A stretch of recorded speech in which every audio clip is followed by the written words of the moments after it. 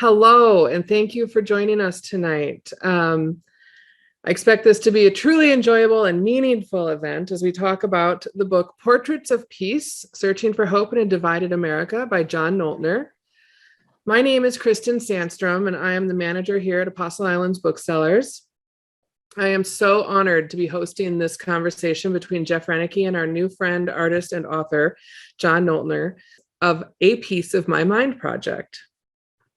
A gifted storyteller, John Noltner has worked on 4 continents, gathering stories of human courage, grace, and resilience. He has produced projects for national magazines, Fortune 500 companies, and nonprofit organizations. A Piece of My Mind reflects his belief that art and storytelling can help individuals, organizations, and communities articulate their deepest values and encourage action toward building social, capital, and community connections. Bayfield was fortunate enough to have John visit us earlier this summer, and he collected some amazing stories from community members around the Chequamegon Bay. Interviewing John tonight is John's and our dear friend, Jeff Renicky, a writer, photographer, teacher, and lover of Lake Superior. So just some housekeeping details. If you don't already have your copy of John's book, we will post a link in the comments section a few times throughout this evening. Or of course, stop in here at the store and we have plenty of copies available here. If you have any questions for John, please leave them in the comments section and we will try to answer as many as we can following the interview between Jeff and John. So I'm going to stop rambling now and please join me in welcoming John Noltner and Jeff Renicky. Make a circle with your thumb and forefinger. Imagine all the knowledge that you ever acquired is inside that circle. Every fact, every experience, every memory. Now imagine a second circle that holds all the knowledge that has ever existed in the entire universe. How big would that circle be? This is the image I visualized as I sat in the driver's seat of my truck waiting to meet Hashim that day. And it's an image I'd like you to create for yourself. I've asked students in classrooms and workshops to show me how big that second circle would be. They spread their arms into a wide arc, laugh, and claim that it isn't possible to make a circle that big with their arms. Each time I encounter someone new, I recognize their circle holds knowledge and experiences that are different from mine. If I let curiosity and compassion guide me, if I truly listen, I might learn something new and my circle will expand. That's what I did. I traveled the country, interviewing and photographing people, gathering stories of grace, forgiveness, and reconciliation in search of common ground.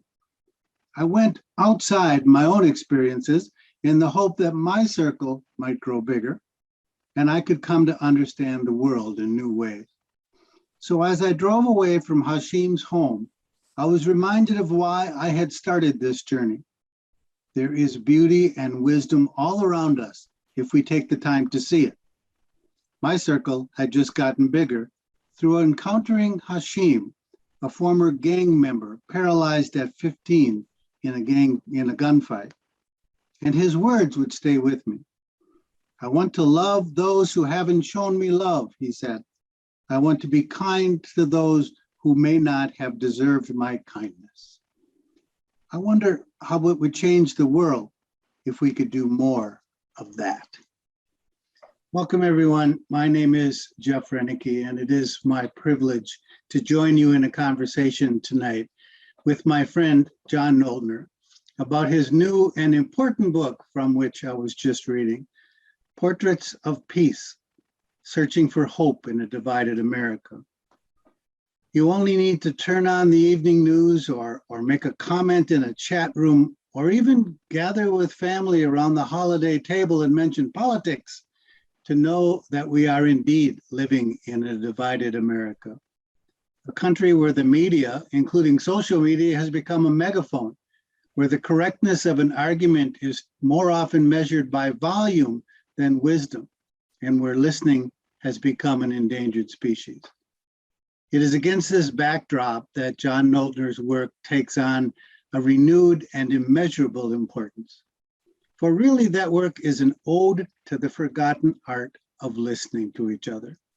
It's only through truly listening, seeing and hearing each other that we come to an understanding of the immense value that each and every one of us has in this collective we call humanity. So thank you, John, for the work that you do and for joining us here tonight to share it with us. Yeah, thank you, Jeff. I'm really glad to be with you. So you say in the author's note of your book, I wanted to write portraits of peace because after a decade of quietly sharing other people's stories, I felt like I had something to say as well about encountering difference, navigating conflict, and finding a better path forward. I've heard you yourself say that to understand the path forward, we need to understand how we got to where we are now. So let's start there. Take us a little bit on your journey that led up to your writing of Portraits of Peace.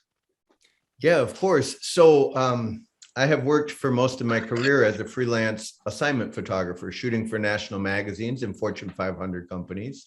Through those years, I became enamored with the beauty and wisdom that's all around us. But over time, I got increasingly frustrated with the quality of our national dialogue, all the things that ask us to look at what can separate us. And I wondered if there was something I could do with my skill set, with my photography and storytelling, instead to remember what it is that connects us, to rediscover that common humanity that we all share.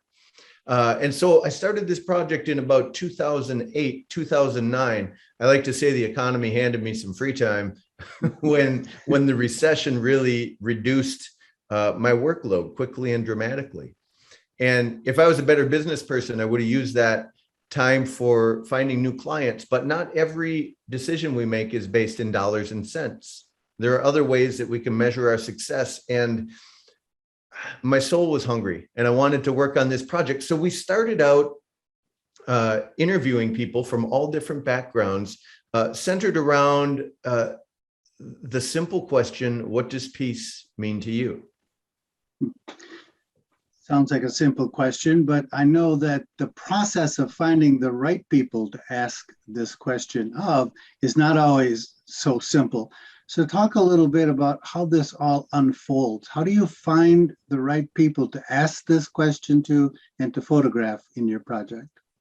So this project sort of built slowly, but over the years, I wound up driving 40,000 miles across the country, meeting people from all different backgrounds, interviewing them and photographing them. And just to give you an example, when I knew that I was going to be headed toward Nebraska and Kansas, I started looking for an ally. I started looking for someone who could introduce me to people in the area.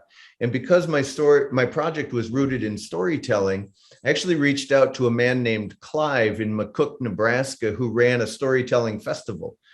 And I explained what I was trying to do. And he said, well, you ought to go to Nicodemus, Kansas and meet a woman named Angela Bates. And since that's what I do, that's what I did. And I met Angela. Now, Nicodemus was settled by freed slaves after the Civil War.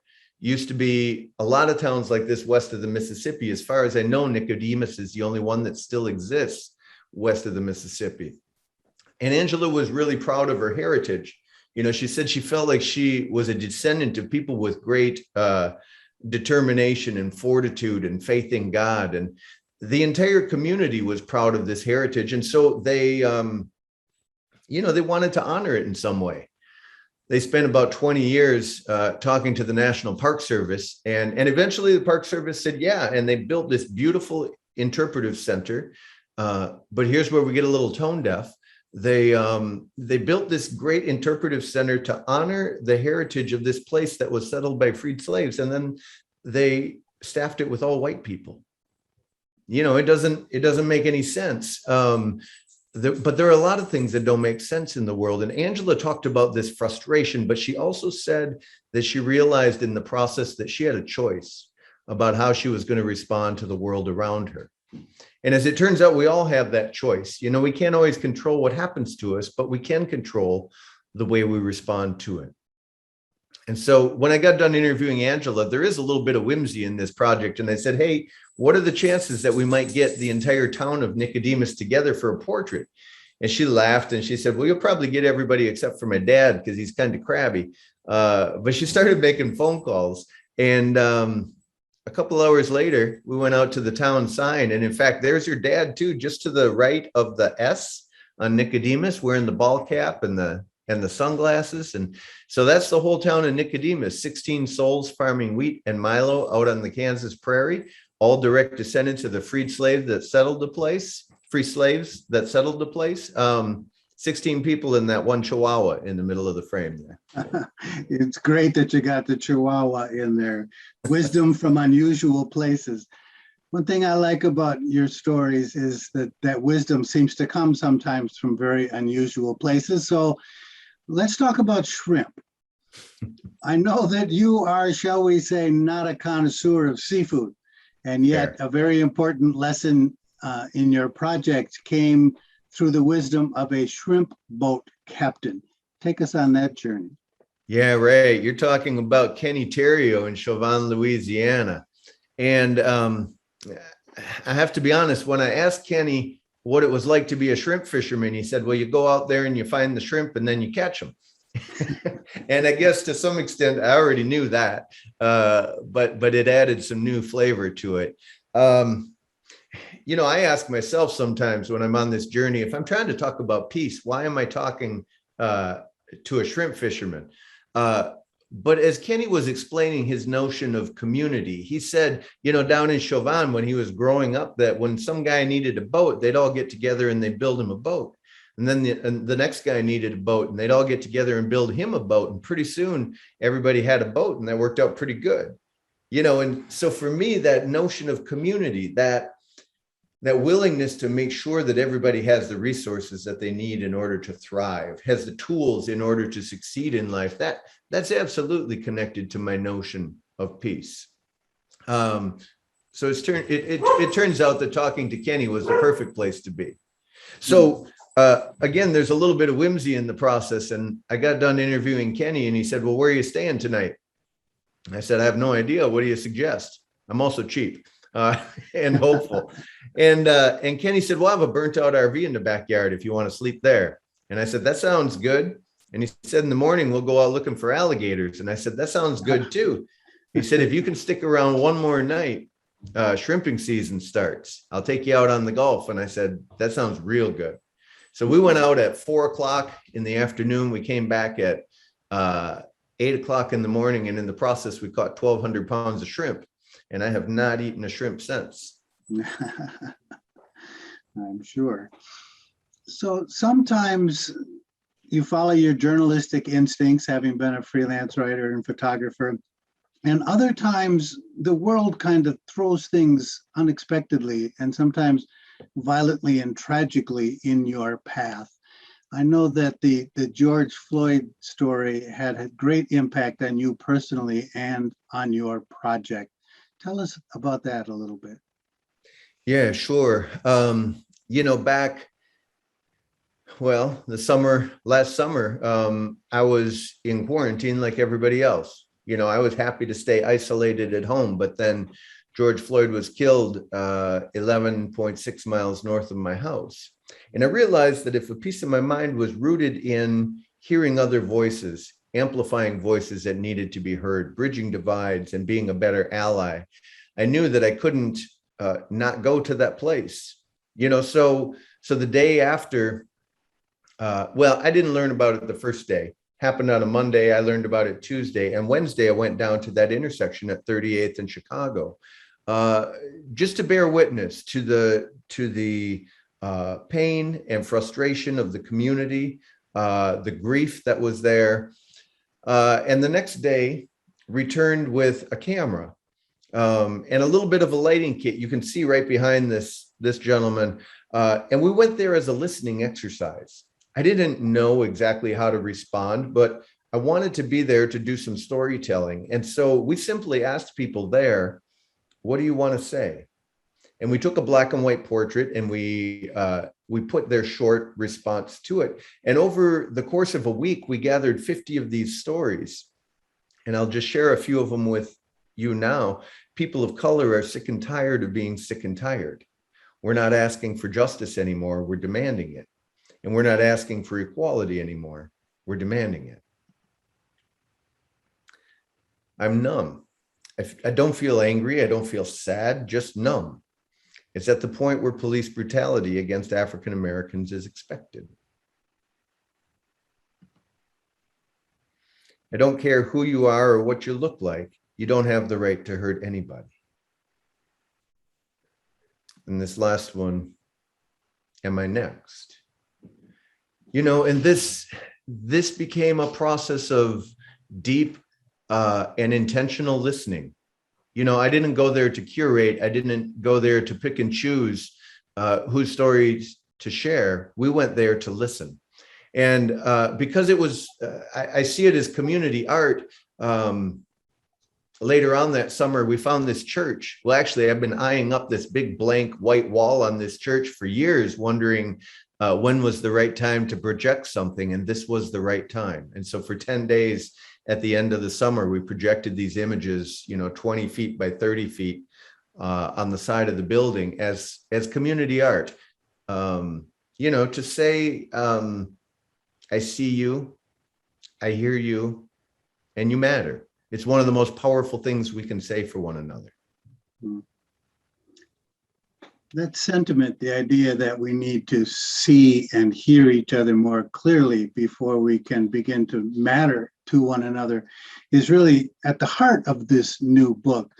You've done several other books, which I enjoyed greatly, but in those books, you were telling other people's stories and staying very much out of the way of that. This book is different, and I was actually very anxious to see it because you step out of the shadows just a little bit and tell us what you learned through this art of listening that you've undertaken.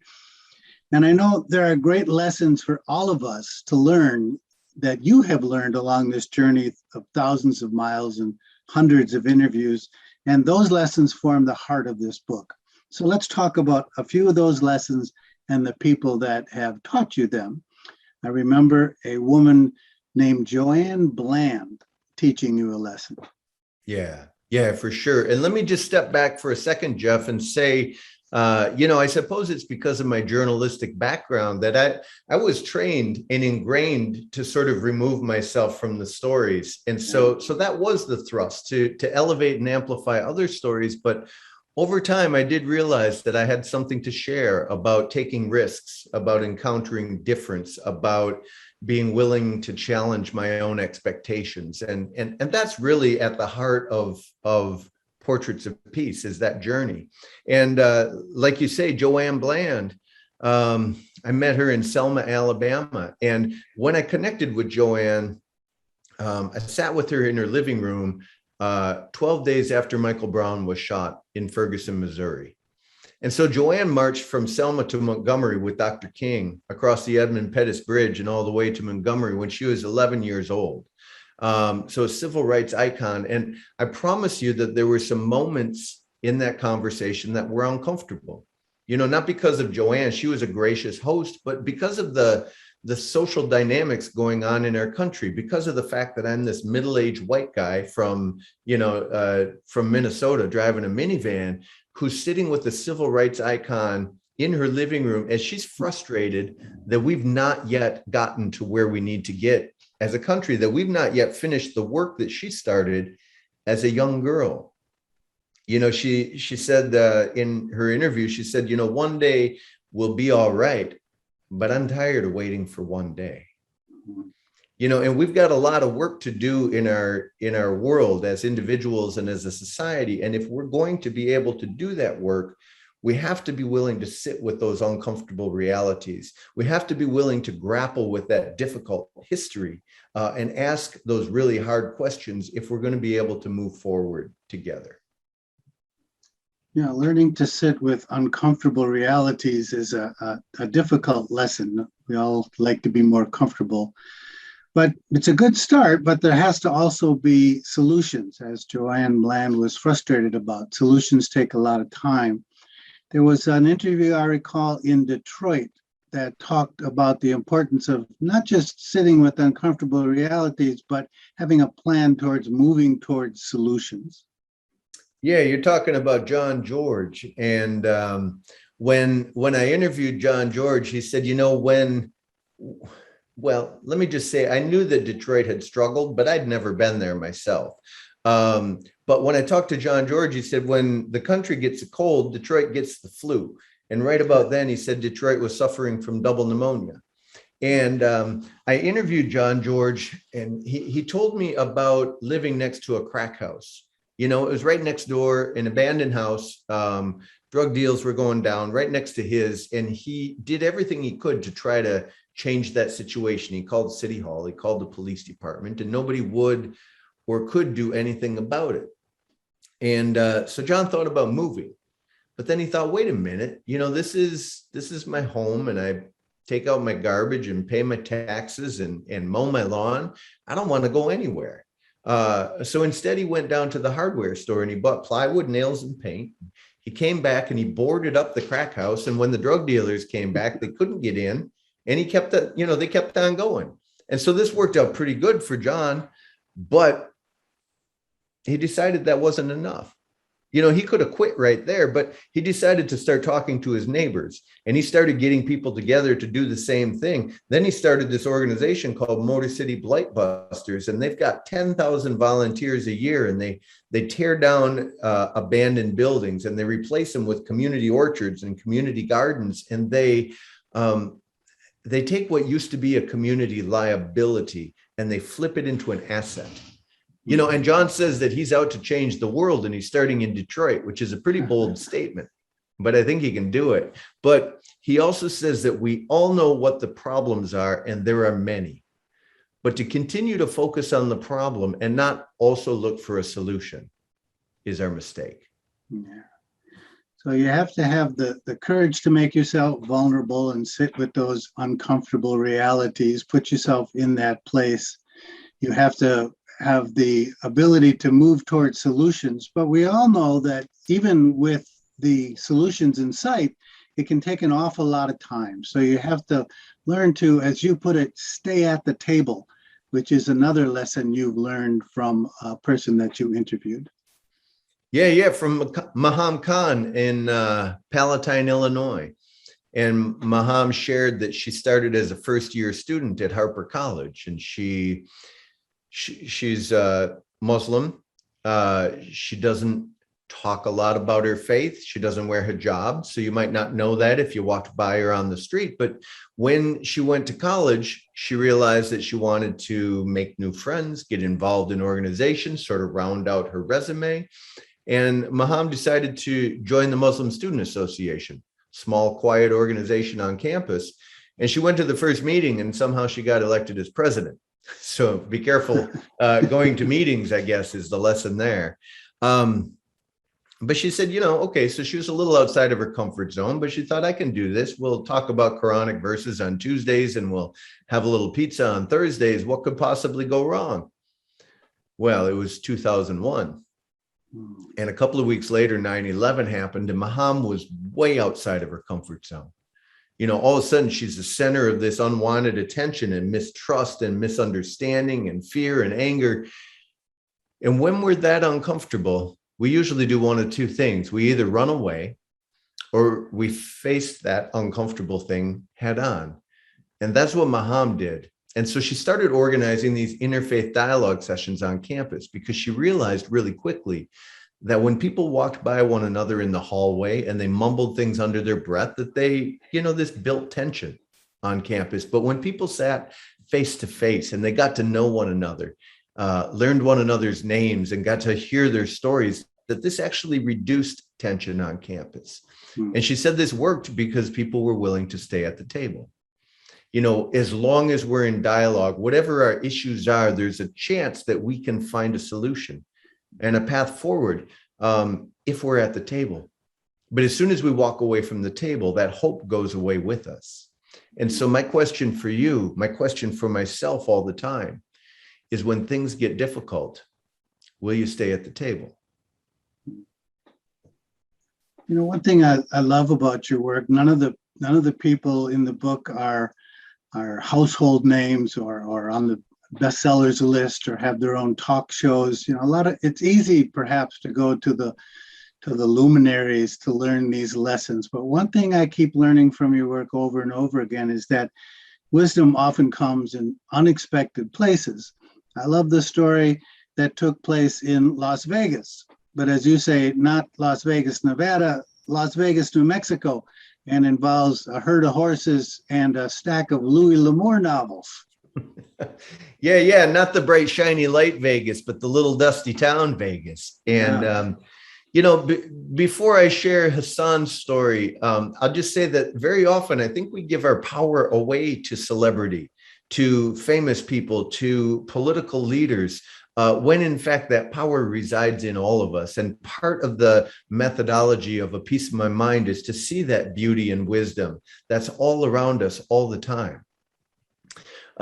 So when I met Hassan Iksan Salim, as far as I know, he may be the only Maldivian cowboy in the world, certainly the only one that I know. And Hassan grew up in the Maldives. That's the lowest lying nation on earth, average elevation of 4 feet above sea level. So as climate change does what it's going to do, the Maldives will be one of the first places to be impacted. Well, Hassan had this, he'd never seen a horse, but he had this love for Louis L'Amour novels and John Wayne movies. And so every year for his birthday, his dad would give him a little toy horse. And every year it would get a little bit bigger. And when he was in high school, he had a chance to go on an exchange program. And he lived with a family in Las Vegas, New Mexico. And they had horses. So he not only got to see a horse, he got to learn to ride them. He not only got to learn to ride them, but he got to learn how to train them in the vaquero style.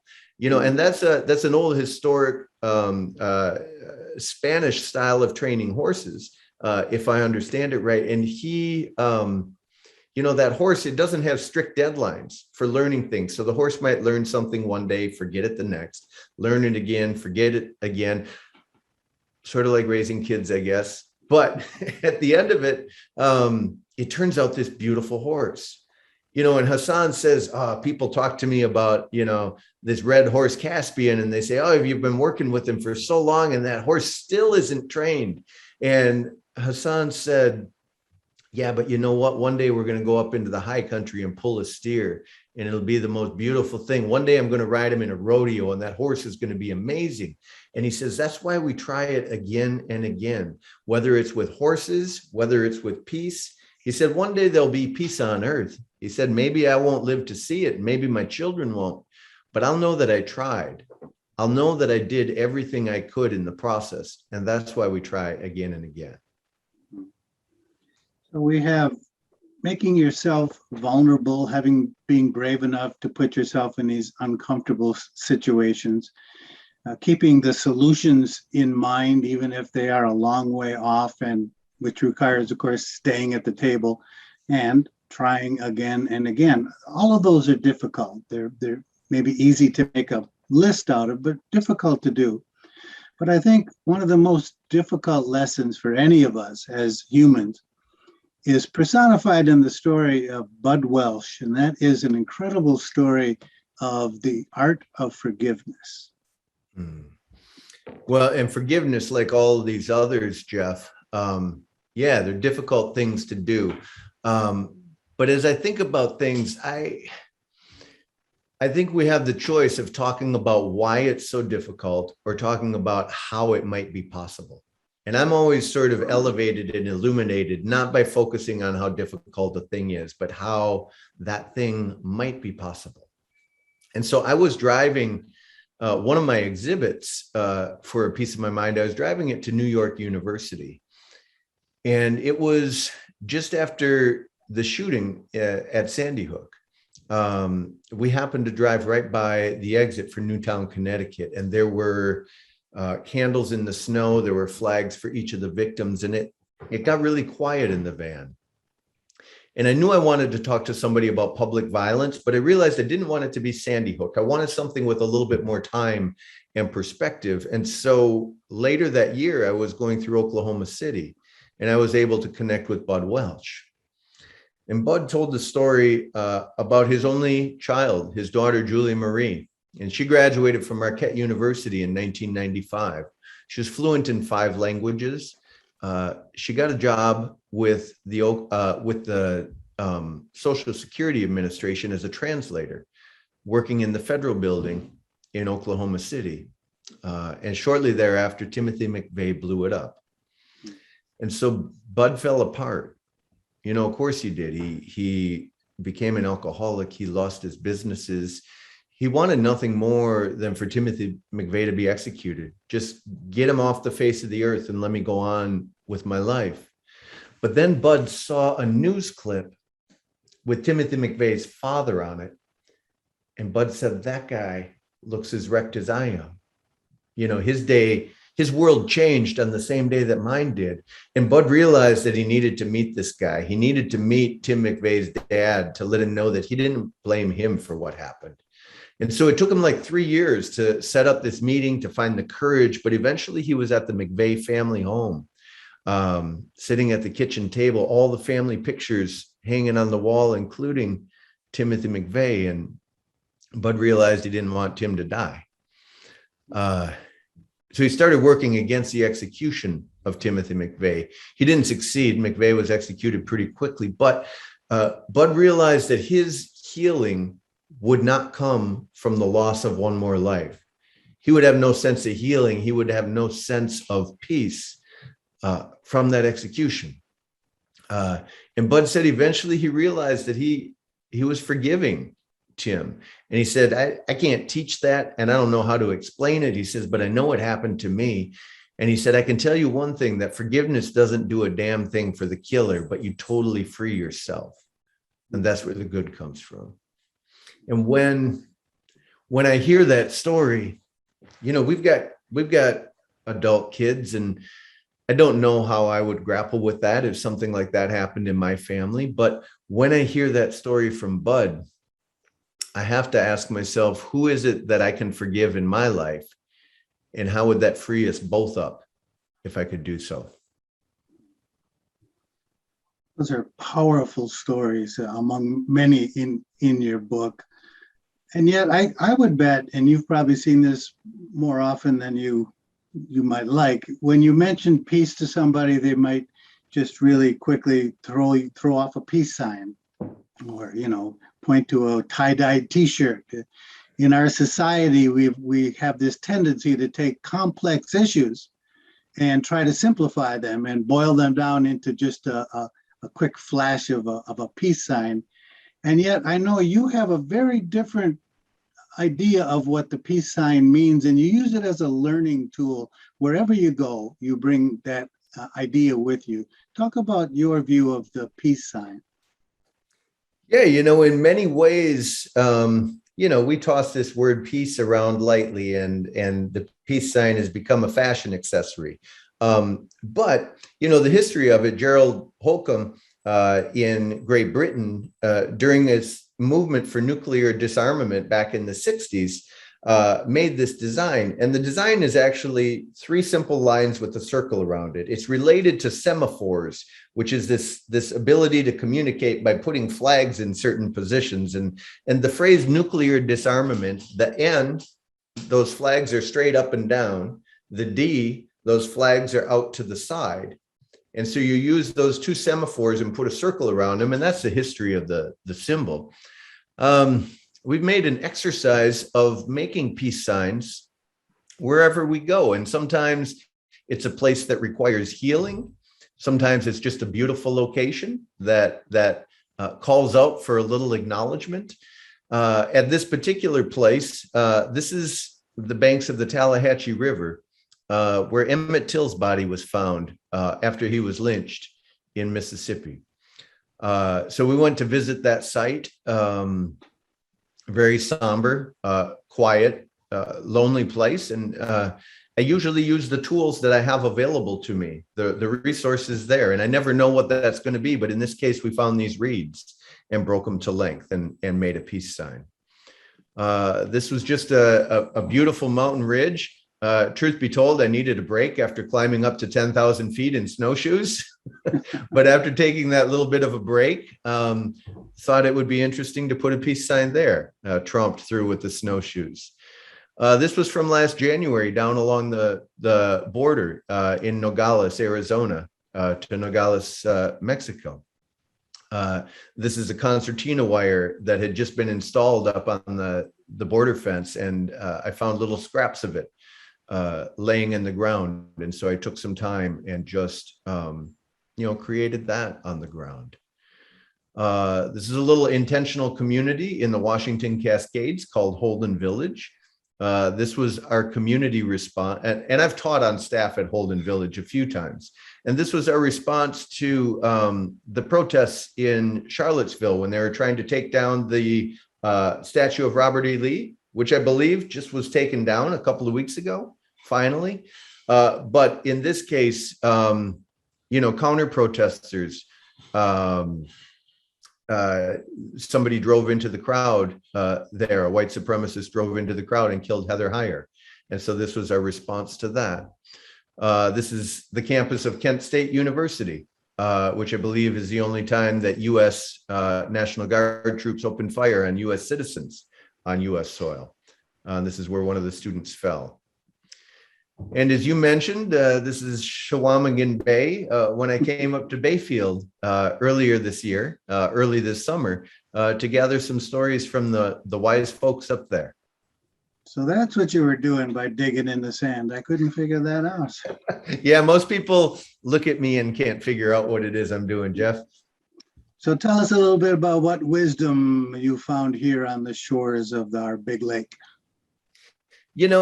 This is what happens everywhere. I came up there specifically to talk about the lake, and we did, but found all of these other beautiful stories as well, and all of these other insights, from people like Basile Panik, who is, a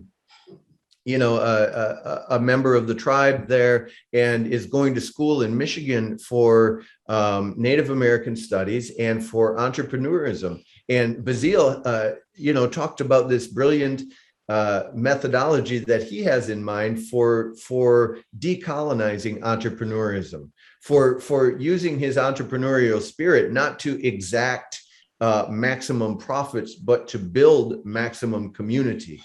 What if we didn't try to resource our products for the absolute cheapest as we could? What if actually we resourced our products with the intention of paying the suppliers a living wage, with the intention of building and supporting that community? So I had an amazing conversation with Basile.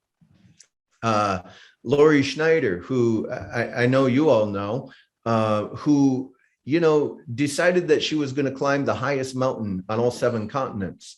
And after climbing the first one, if I remember the chronology right, was diagnosed with MS, and realized that she could still complete her goal.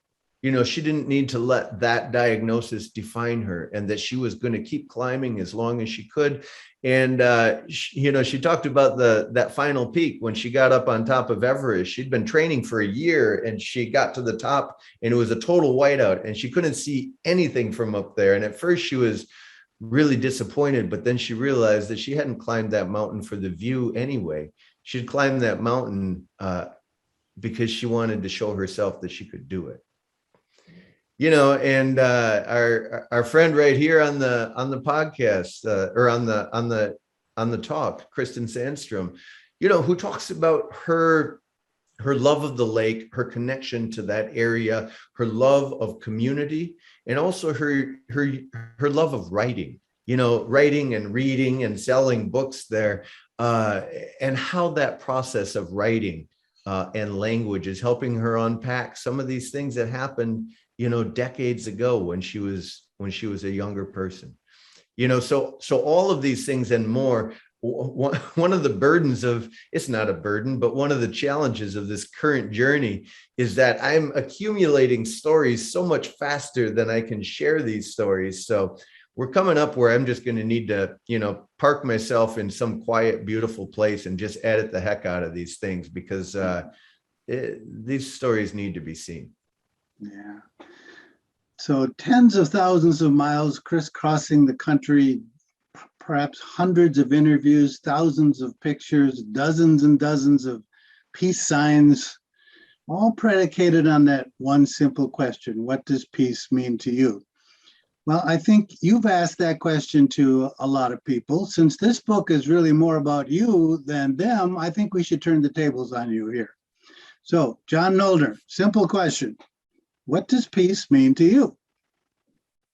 Fair enough, Mr. Renicky. I think, peace is complicated, right? But when it comes down to it, my notion of peace is rooted in connection. My notion of peace is rooted in community. So of course I'm interested in inner peace. I'm interested in spiritual peace, but really it's about making sure, like Kenny Terrio, it's about making sure that all of those people around me also have access to the resources in order to thrive. It's about rooting out injustice and looking at not just my needs in the world, but looking at the common good. And I think if anything, something that we've lost in these, I don't know how long, but in the public sphere these days, I think we've lost sight of that common good. And absolutely my notion of peace is rooted to that. Well, we began this conversation with me sharing just a short paragraph from your introduction. Perhaps it's fitting that we end it. I love the way you bring this to a close and sum this up. So let me just share a short bit of your conclusion. At the end of the day, A Piece of My Mind is not a project about diversity, even though there are elements of diversity present in it. It is not about faith, although there's faith in it. A Piece of My Mind is not about substance abuse, environmental sustainability, domestic violence, immigration, gender identity, or politics. It's not even a project about peace. It's simply an exploration of what it means to be human and how we can live better together. I set out to find answers to the meaning of peace and learn about peace for others. What I found instead was a little peace for myself. I have been inspired by the people who chose not to hate when hate could have come easily. I've been encouraged by stories of forgiveness in unforgivable circumstances. It was these transformative stories that drew me in and propelled me ever forward. I recognized that the people who had found a way to bridge divides and build connections had chosen to do so. They didn't possess any special skills or magical powers. They had simply made the commitment to do the hard work of staying at the table. They had rejected the temptation of scapegoating and vilification, and instead elected patience, dialogue, and relationships. If we want to get better, we have to be brave. We have to make ourselves vulnerable and start those difficult conversations however and whenever we can. John, I'd like to thank you for being brave and starting these difficult conversations all across the world. And I hope this book opens up that opportunity for many more of us to stay at the table, do the hard work, and learn about what amazing people we share this planet with.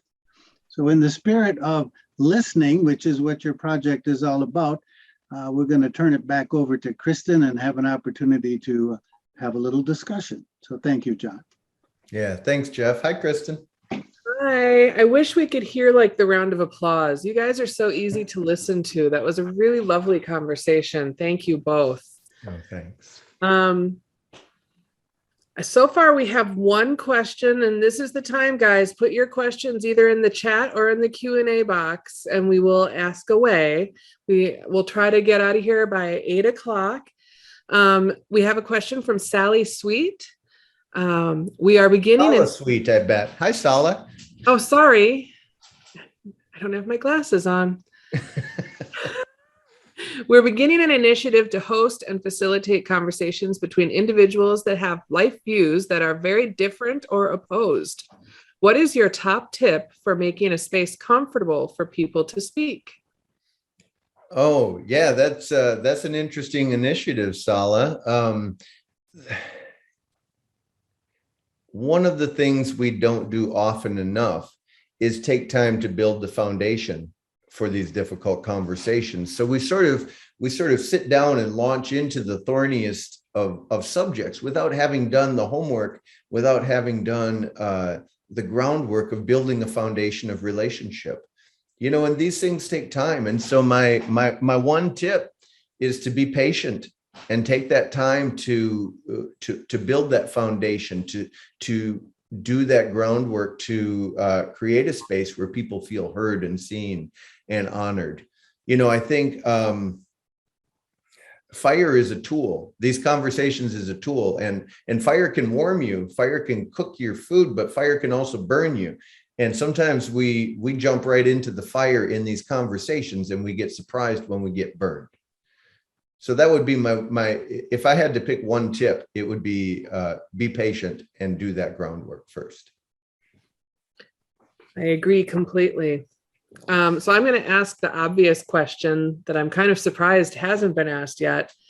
If you had to pick a favorite, or maybe I'll say top 3 of people you've interviewed, can you do that? Oh, I can, but if you ask me tomorrow, it might change, Kristen. I think, it depends on what I've experienced during the day and sort of that wisdom that I need to pull out.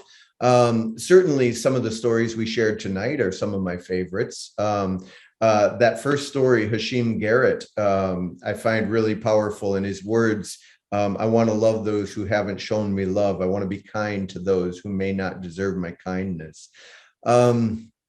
As we continue to travel, every day there's a new favorite story. So if I'm going to answer that question, I will tell you that I have 2 favorite stories. And one is the story that I just finished, the one that I just did, because I've fallen in love with that narrative. I've fallen in love with that person and that story. And my other favorite one is the next one, because I'm eternally curious. I want to know what's around the next corner. I want to know what's over the next hill. And so I'm always curious about that next story. All right, we'll take it. Is that cheating? Do you want me to give you more names? No, that's good. That's good. That's the right answer. Okay, all right, good. Okay, looks like we have a question from Lori Schneider. Hi, Lori Schneider. Thank you, John, for your openness and insights. Loved hearing your words and stories. Thank you also to Jeff for your insightful questions. John, as people often ask, where does your passion continue to move forward from here? Oh, sure. We, after doing that series on George Floyd in Minneapolis, Karen, my wife, and I realized that we could be safe gathering these stories even in a pandemic. And so we sold our house and we bought an RV, and we've been on the road for the last almost a full year now. And so we are continue to travel the country looking for people who are finding creative solutions to our most challenging issues. What gets me really excited is these creative folks who are working on the most difficult issues, but finding little points of light, finding these little models of success. And what I want to do is amplify those models of success and use that as our beacon for moving forward. Use that as our as a way to leverage this learning and this understanding and this skill set that we've got and put it to work and scale some of these things up. And so, Kristen, you're a part of that with this new interview that we did in Bayfield, and Lori, you're a part of that, and Jeff, you're a part of that. And, we're going to keep on doing that because, again, my understanding of peace is rooted in connection. And there are all of these beautiful examples of how we can connect. And I want to be able to amplify those and use those as our path forward. Nice. Okay, now they're just popping up all over. This is fantastic. Here we go. Question from Mike Radke, who's also here in Bayfield. Who is also a part of this project. Thank you, Mike. That's right, he is. And you got to be patient with me, Mike. I'm going to get to editing your interview any day now. That's actually what his question. No, I'm kidding. Oh, yeah. When the heck is mine going live? Did you interview anyone that challenged your ideas about your ability to overcome our divisions? Yeah, that's a really interesting question. Some of these conversations are more difficult than others. Some of them are fraught. I think to a certain extent, the folks who want to participate in this project, it's a little bit self-selecting. Somebody who, I don't know if a white supremacist would even want to talk to me. When I got down along the wall, along our southern border this summer, or no, this spring, just after construction stopped, there was another man in our campground who had moved down from Minnesota to do construction on the wall. And now he was out of work, right? So he was in a bad spot. And I was really interested in that conversation. And I really wanted to talk to him about what that meant to him, because his family's in a bind now. I get that. He wasn't interested in talking with me. He wasn't in the right space. He had other stuff going on. There are times when people aren't interested in what I'm doing. And that is frustrating to me, but I also understand it, and I don't want to force anybody to share their stories if they're not ready to do that. There are certainly narratives that have challenged me. Certainly our news cycle challenges me. And I can lose hope in a hurry, but when I go out and engage with people one-on-one, when I hear these stories of resilience and courage and transformation, that continues to keep me going. Someday it'd probably be interesting to interview a white supremacist, I guess. It'd be interesting to interview somebody who is a member of a militia, I guess. Those things really challenge me in my understanding of how we live together as a society. On the one hand, I don't want to give a platform to what I think can be some really ugly ideas, but also I think we sometimes do ourselves a disservice when we turn people we disagree with into monsters. When we dehumanize them, which is at the core of what a piece of my mind does. Don't dehumanize, learn to see the human being. And so I will continue to explore the right way to do that. And I think at some point that door will open up for me. So I'm reading Mary Doherty's question here, and it's similar to what we just talked about, but I'm still going to read it. Can you give an example of a difficult interview where creating a connection necessary to craft the story was hard to make? And part 2 of that question is, what was the best meal you ate while you were on the West Coast?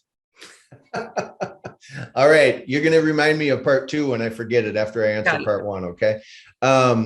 So as we were slowly going broke when I started this project, you remember the economy handed us some free time.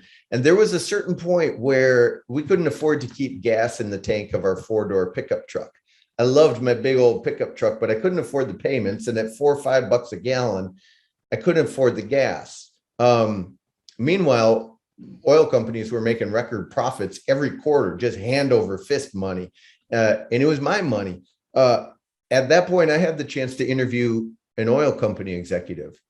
And I promise you, I went into that conversation with a chip on my shoulder. My consistent narrative had always been environmentalists equal good and oil company dudes equal bad. And I went in there looking at him going, he is making money off of me and I can't even afford to keep my truck. And, but somewhere in that conversation, we started talking about climate change. He started talking about how this, we need to provide energy for the world's development, but this process of combusting fossil fuels is going to make the planet go bust. And I started hearing that he heard my concerns, that he understood my concerns, and that he was also looking for solutions, but that, global warming was an international issue, and the tools to adjudicate solutions on an international level were not strong. And so we needed to strengthen those systems. And so I started doing two things. One, I started seeing the humanity in Mark Williams. And number two, I started coming face to face with my own bias. You know, and we all have biases, and they're really easy to spot in other people and a little harder to see in ourselves. But it's important that we recognize those. It's important that we challenge those if we're going to be able to see the more complex truth of any particular issue. That's Best great. meal on the West Coast, right? Oh, yeah. Hang on a second. You know what? Oh, I know. We were in, I'm going to forget the name of it. We're in Port Angeles in Washington. I can't remember the name of the place, but Port Angeles, gorgeous, right on Puget Sound, kind of almost entirely shut down because of COVID. There was one restaurant we found that had room for us. We were the last people that were seated, and I can't remember the name of the place, but it had a sauteed pork chop that was the most tender thing in the world, with some aioli sauce on it and crispy onion things. It was delicious. All right, so we have two more questions. I think we can squeeze them in here. It's okay if we go just a couple minutes long, because they're good closing questions. We're going to start with Joan Posh. I'm going to guess Hi, on Joan Posh. where are you gathering stories next? And do you choose by a certain part of the country or by a topic that you want to explore? Oh, yes and yes. It, you know, we are living in a trailer, so part of the determination is in the winter to be in warm places, and in the summer to be a little further north. But we tend to walk through the doors that open for us. You know, so when I knew, given the issues of the day, I wanted to talk about immigration. And I had a strong connection who was working down in southern Arizona around these things. And we wanted to be in warmer weather. And she had this window of opportunity in January where she could help facilitate some of these connections and some of these stories. And so that led us there. You know, in the last 12 months, we've driven 50,000 miles, which means we don't make one straight loop. We go from here to there and then back over to here and then down over there based on where these doors open up. So I'm interested in geography. I'm also interested in issues, and I think about places that can illustrate those issues well.